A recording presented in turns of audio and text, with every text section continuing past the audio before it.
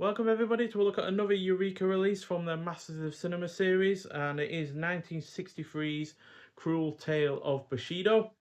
So this is directed by Tadashi Imai, who also did the really rather fantastic Revenge, which was also released by Eureka way back at some point. Can't fully see it off the top of my head right now, but yeah, that was a fantastic film and definitely one of my favourites from Eureka as of the last few years.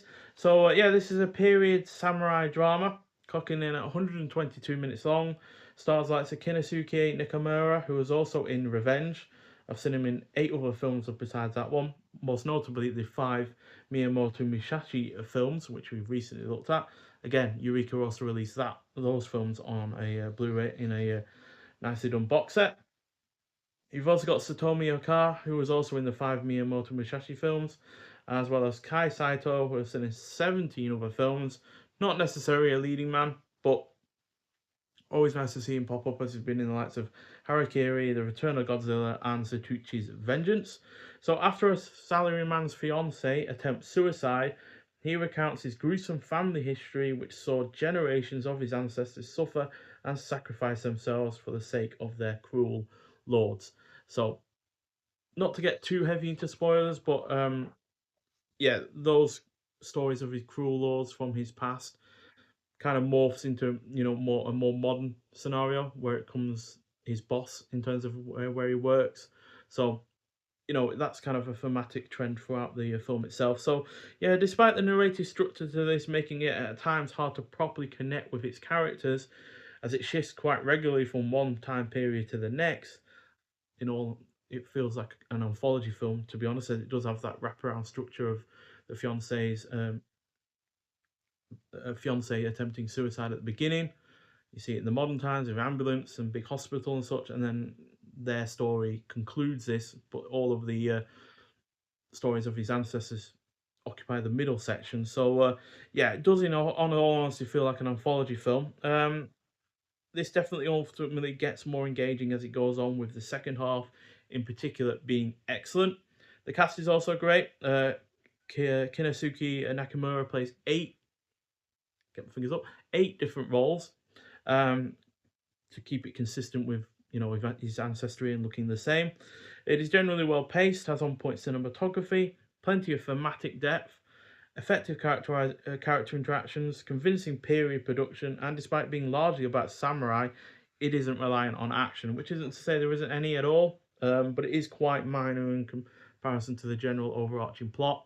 There is a fair bit of violence as well. You do see someone commit a harakiri, for instance, at one point, and it is quite bloody, as you'd expect for such a violent act. But yeah, it's far more reliant on characters, themes, and atmosphere, to be honest. And yeah, it overall works for that. But I have to say, considering the reviews that I've seen for this and the fact that I absolutely loved Revenge, which I gave 4.5 out of 5, I was expecting this to be that bit better. But it still gets a solid 4 out of 5.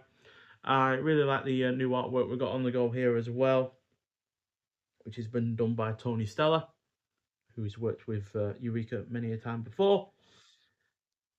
Then we have the artwork on the sleeve for the disc itself. Then we have the what we call the disc. No reversible sleeve artwork with this release, but we do get a booklet. I have seen that as an alternative poster somewhere else before, by the way. And then we have a shot from the film. So one ancestor in this is able to use a sword while blindfolded. I think it's called the Darkness Sword or something like that. And yeah, one harrowing scene is involved with that sword, by the way. So yeah, that is also really well done. And then inside the booklet, you get your cast and your crew, and then we get Salarymen, Samurai, and the Myth of Bushido by Haley Scanlon. Will say I think there was a spelling mistake or two in terms of the subtitles in this, which unfortunately has been quite common at the moment with the last few Japanese releases, regardless of Blu-ray label.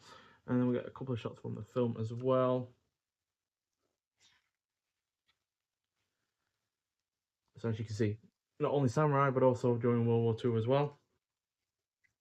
And yeah, Cruel Tale Bushido is presented in the 2:35:1 aspect ratio, so adjust your screen accordingly. And yeah, it's number 345, by the way, in this Masters of Cinema series. So they've obviously released quite a lot of films. So yeah, it's also had a 1080p high definition presentation from a 4K restoration by Toei with the original Japanese mono audio. But you've also got optional DTS HD MA 3.0 audio as well. I watched it with that new optional audio, and it sounds great, and it looks really well, fantastic as well. Got optional English subtitles, newly revised for this release. Got new interview with film critic Tony Raines. Seven Kinds of Samurai, Tadashi Imai's Cruel Tale, new video essay on Cruel Tale of Bushido, and Japanese History by Jonathan Clements, author of A Brief History of Japan. And then you get a trailer as well. So, yeah, it's in black and white, by the way, if you hadn't already realised. And yeah, overall, a really, really solid effort. Not my favourite, Japanese release or release from the director or Masters of Cinema release overall either, but still, on the whole, a really, really solid effort. I can certainly see why people like it as much as they do.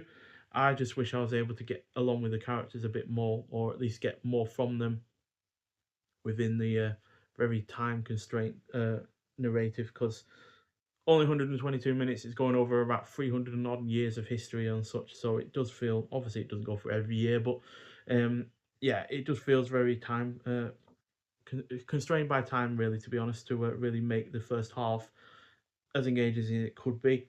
To be honest, considering how well paced it is, I wouldn't have minded another half an hour or so just to flesh out those characters in that first half, as yeah, it does feel a little bit rushed to start with.